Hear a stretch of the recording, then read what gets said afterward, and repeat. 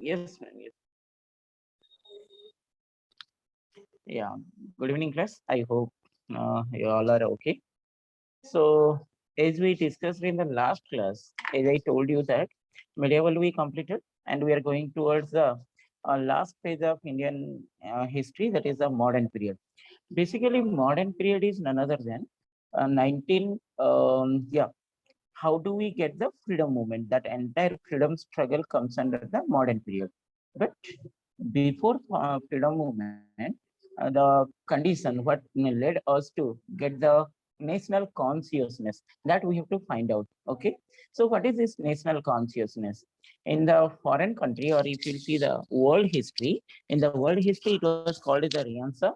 When we able to see in the Europe and the world country, American War of Independence, or the Great Britain, United Kingdom, or that is French Revolution, Russian Revolution. These all are popularly called as the Renaissance period in modern world. But in India, try to understand this is the foundation. Without that, we can't understand the modern period. Yeah.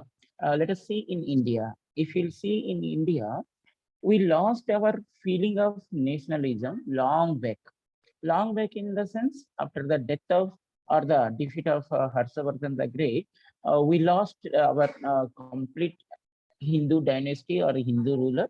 There was no more Hindu ruler able to imbibe or rule entire India under single administration. Okay, we have seen that that was marked by the Arab invasion, Mughal period, and that all. So along with that, we have seen another drawback, that was none other than India fragmented.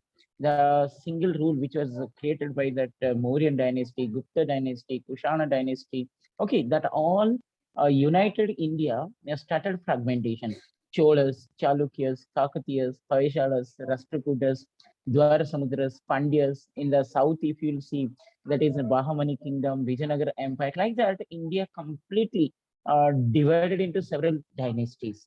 And in that division, along with that Delhi Sultanate and the Mughal, as they were not belongs to India, they also unable to take any step towards the consciousness among Indians. They also supported and they also involved in that regional rule. Even after the Mughal dynasty also, or the Delhi Sultanate also, if you'll see this British and the European, when they came, the Portuguese, Dutch, French, British, finally the British able to empire, yeah, capture the power. Even those people also did not try to bring that unity among the Indians, which we lost during that Pushyavati dynasty. I hope it is clear, right? So, to some extent, we have to give credit to the East India Company or the British rule in India. When in both of them, East India Company and British Empire, when they rule, they had little bit contribution, right?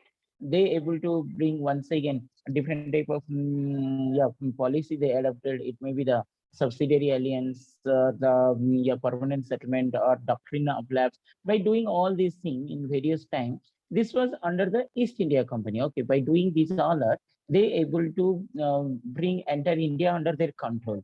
And after that, we have seen the Great Revolution, 1857. So after the 1857, when British ruled directly to India, they introduced the modern means of transport, communication, education, English, yeah, British education. That all, once again, we able to get the feeling of nationalism.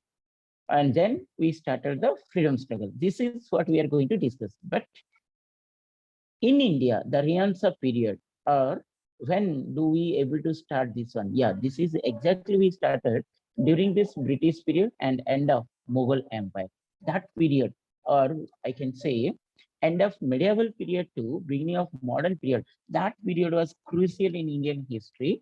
Once again, we Indians able to get the feeling of national consciousness, the feeling of my country, my people, which we lost long back. Once again, we try to get it during this period. So how do we able to get these all are things? Who were the people and what are the steps they have taken to get that consciousness? Now we are going to discuss that. I hope it is clear, children. Okay.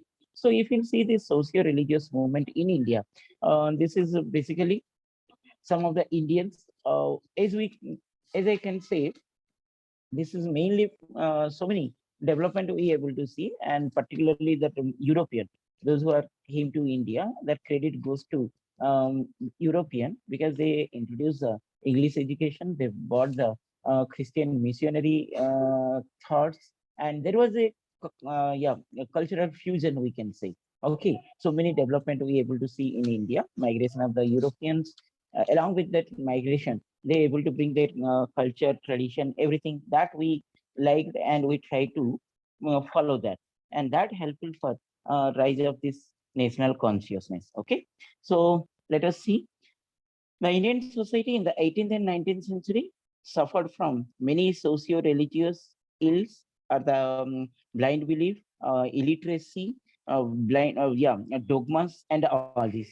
The chief among who were mainly responsible for bringing change, we are going to discuss what change they brought. Mainly, they brought various changes, such as they brought the caste system, deplorable condition of the women, illiteracy, child marriage, idol worship, Parda system, polygamy, the dowry system.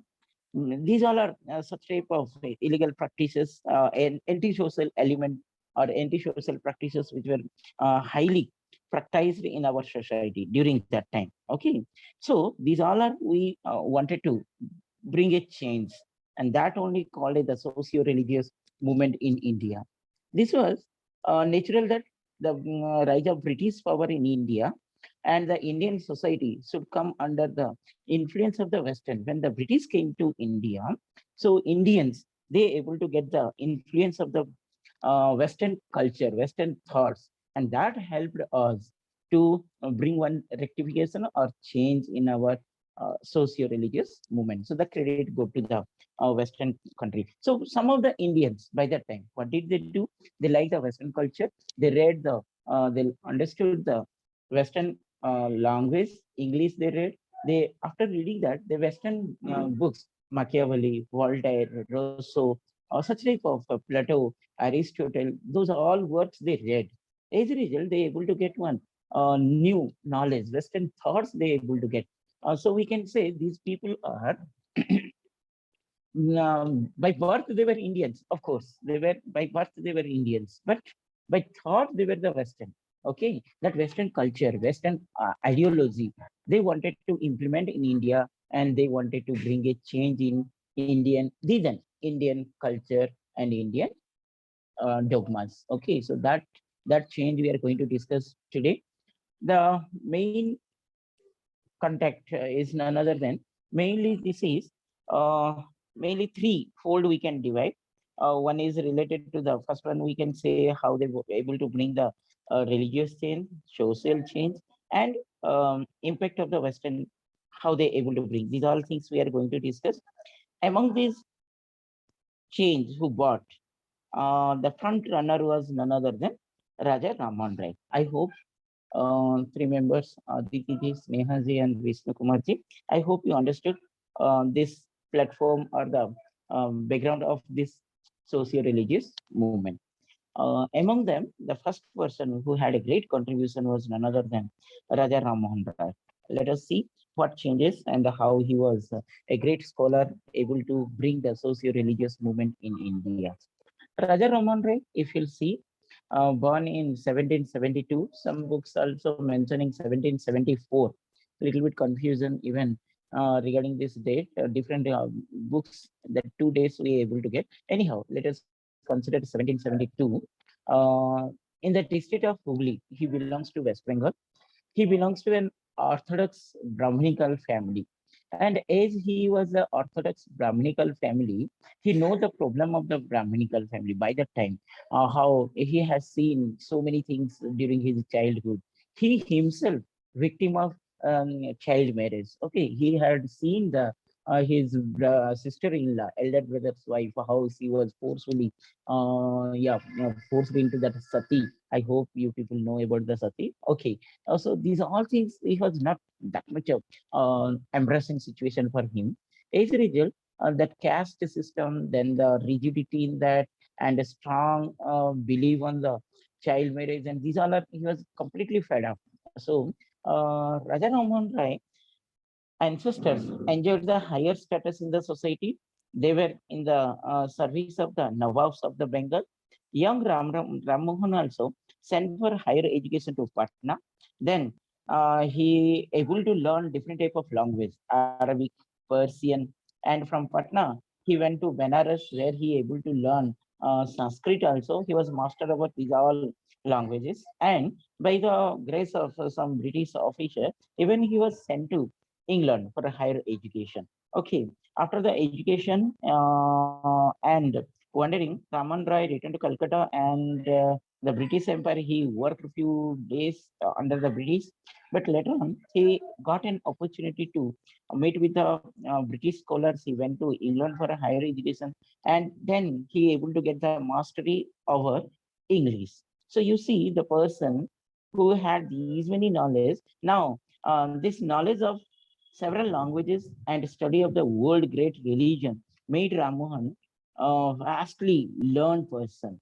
Because of this learning, he felt restlessness and he wanted to bring that socio-religious movement. First, he concerned himself with the religion of Hindus. It was the ancient most religion in the earth. He rested on the inner reactionary and spiritual supreme of omnipotent. Okay, he believed that one creator is the source of entire creation, a supreme omnipotent wing without wing any end. How can these many changes? Anyhow, he learned Hindu Vedas, Upanishads, and all these things. Then he wanted to bring some change. Most important, he pointed out the most ideal for the Hindus were lost the outer form, superstition. Okay, he wanted to bring inner purity. Then he realized that virtues were logged into ignorant practice, purity was forgotten. Okay, and idol worship was given more important. Next, faith in many gods. These all are the drawbacks he able to find out. Finally, what happened to bring change in the society? By the time, yeah, class, I hope one thing is very clear that to bring a change in the traditional society, it is very difficult. We won't get support from anyone because that was a yeah part of our society. Though it is illegal, though it is inhuman, though it is yeah anti-social, but if someone try to bring change in all this, definitely he or she will get the opposition, and that is so many evidences are there. So bringing change in the existing socio-cultural movement is not that easy. So Ranmon Rai also faced all these problems. In spite of all these problems, he tried his level best to bring so many contributions. Okay, first of all, what he did, Raja Raman Rai, if you'll see, most important contribution was none other than he founded a society called Brahma Samaj. Most important, Brahma Samaj. It was 1929. This Samaj was first attempt to Indians in 19th century to reform the Hindu religion and the society. Brahma Samaj took the following steps. What did they do under the Brahma Samaj? Please note down. They try to bring end of the practice of sati. First of all, as I told you in the first class introduction also, Raja Raman Rai was yeah witness of his sister-in-law. Okay, how she was forcefully kept in the sati. Okay, so he tried to bring to end of the sati. Sati, he several. By that time, India was ruled by one more point you have to note down. Please note down. Uh, that modern period also we can divide into two parts. Please note down this one, otherwise you will get confusion. So Battle of Plassey, detail I will say in the next class, but now you just note down for your understanding. 1757, Battle of Plassey. Battle of Plassey, 1757 to 1857. The first, mutiny, Sipai mutiny, or the first war of independence, which we are Indians are telling. So that 100 years, India ruled by the East India Company. Please note down, keep it in your mind. There is a lot of confusion. So try to understand this. 1757, Betla Plassey to 1857, on this first war of independence or the Sipai Mutiny. This 100 years India ruled by the East India Company. East India Company, the company which we read during that Sir Thomas Roe and all this 1600 during the medieval period, I taught you people. Okay, so that East India Company able to gain the power and they ruled India. They became the ruler. 1600, they came as a traders. By 1757, they became the master or the ruler of India, and they expanded India. 1857, after the Sipai Mutiny, the British Crown, British government directly taken India administration. Okay, so 1857 to 1947, India ruled by the British Crown. So there was a lot of changes we able to see during these two phases. We are talking the first phase during the East India Company. Okay, so keep it in mind, Raja Raman Rai and all this during that time, right? Next, Sati and 1829. Finally, Raja Raman Rai's effort worked out, and finally, officially, the British government supported Raja Raman Rai in 1829. 1829, that Sati was removed officially from India. Of course, after that, till now also one or two cases we able to get till today. Okay, of course they are not calling Sati, but 3 years back in Gujarat one case it came, and near about 3 to 4 years even South India few cases are now and then we able to see also orthodoxy. We can't say that all. Okay, so that is one Sati. Next, another contribution of Raja Raman Rai was yeah, widow remarriage. He had a great contribution for the widow remarriage and the practice of sati, but nothing concern about the widow remarriage. That also he made one great change under the Brahma Samaj. Third important was opposing the child marriage and polygamy. The Brahma Samaj also opposed the child marriage and practice of polygamy, as a both these practices led to uh, degeneration and degradation of Indian society. So they oppose that and they try to put an end to these two things, child marriage and the polygamy. And fourthly, opposing the caste system. As I told you by the time, the caste feeling and the caste system was on its top. As a result, the caste system created disunity and hindrance for the progress of the society. So Brahma Samaj encouraged the intercaste marriage and it advocated fraternity and equality of all men. Okay, fraternity, and that word also in our constitution, fraternity and equality among all the men. Caste is became the personal. By that time, caste was very popular, and in the society, a person has to identify better in a caste than his name. Okay, but that was opposed by the Brahma Samaj. Similarly, fifth, I hope you're writing. First one, end to the sati. Second one, widow remarriage. Widow remarriage. Third one, opposing the child marriage and the polygamy. Fourth one, opposing the caste system. Now fifth one, opposing the image worship and worship of many gods. Brahma Samaj became believe in one omnipotent God. They oppose the many gods, and the way to get the salvation lies in the worship of God. Okay, so such type of and abstains from the sin and doing the good deeds instead of worshipping many idols. Okay, no, they believe on the spiritual, they believe on the God. Okay, but not many gods. That was the concept and the philosophy of Brahma Samaj. Sixth one, yeah, unless and useless practices of costly sacrifices and superstitions. By the time, in the name of religion, till now in our society, we able to see now and then. Okay, there was a so many useless practices and sacrifice like that animal sacrifice or the like that. Okay, that was also opposed by the Brahma Samaj.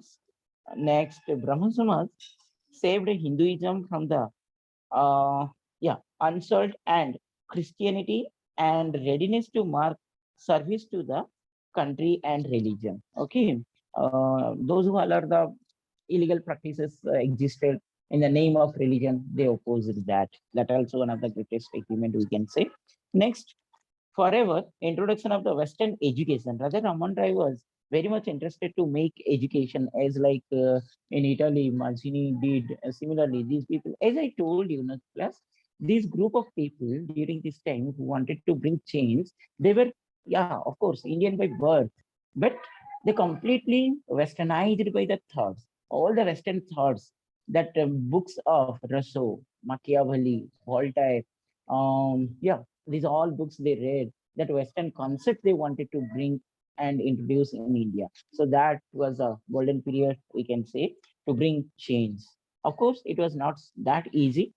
They faced so many problem also. After the Brahma Samaj, Raja Raman Rai, Brahma Samaj did a great work under the Raja Raman Rai. After his death in 1833,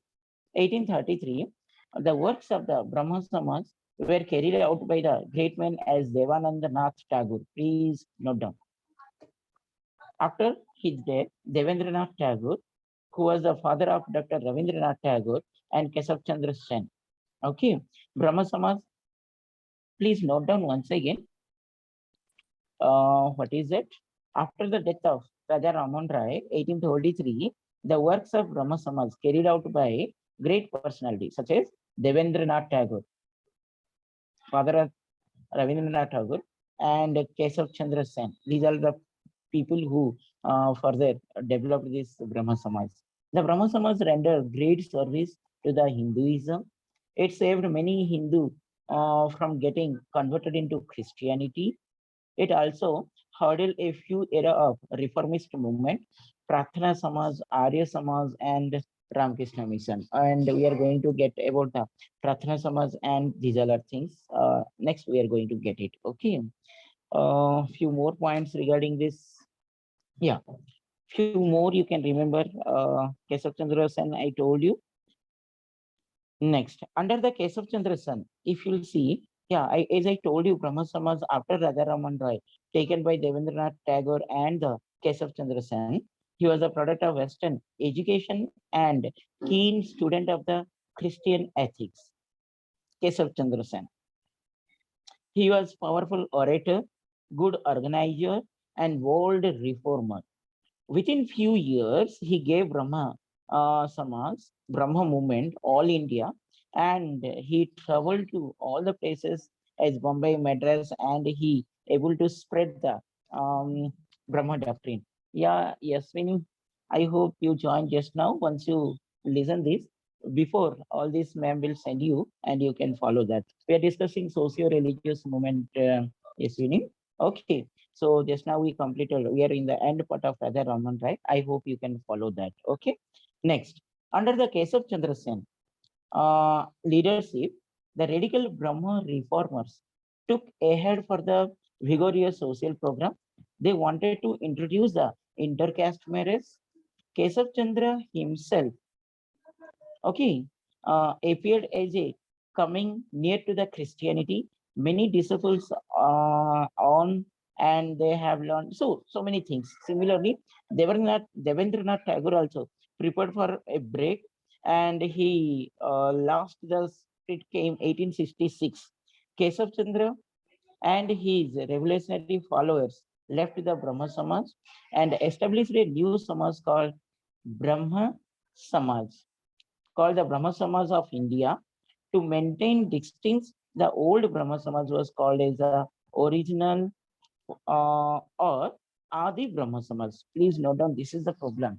There they are asking these questions. Okay. So Brahma Samaj, as we know that Devendranath Tagore and Kesav Chandra Sen, later on it was divided into two parts. One is called as under the Kesav Chandra Sen, it was called as Brahma Samaj of India, and the original Brahma Samaj was called as the Adi Brahma Samaj.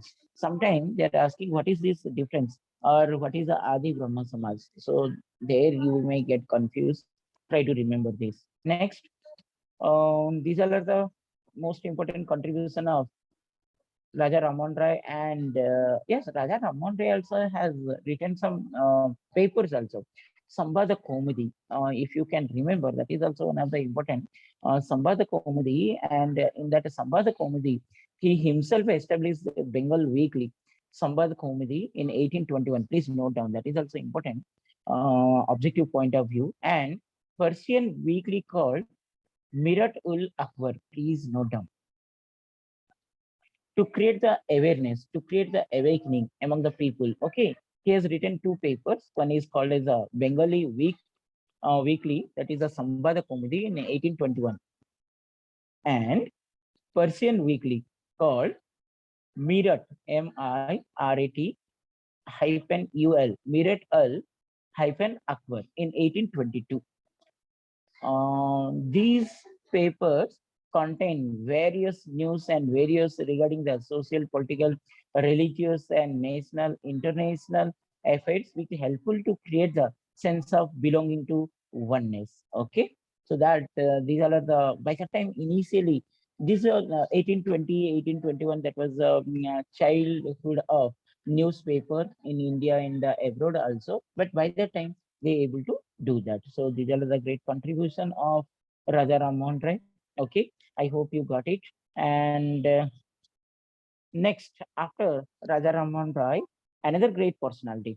Okay, Swami Dayanand and Arya Samaj. Another great personality who had a great contribution for Indian socio-religious movement was none other than Arya Samaj by Dayanand Saraswati. Please note down. Yeah, Dayanand Saraswati. Dayanand Saraswati, if you see, he's born in Orthodox Brahmin family of Moravi state in Kathiawad of Gujarat. Note down.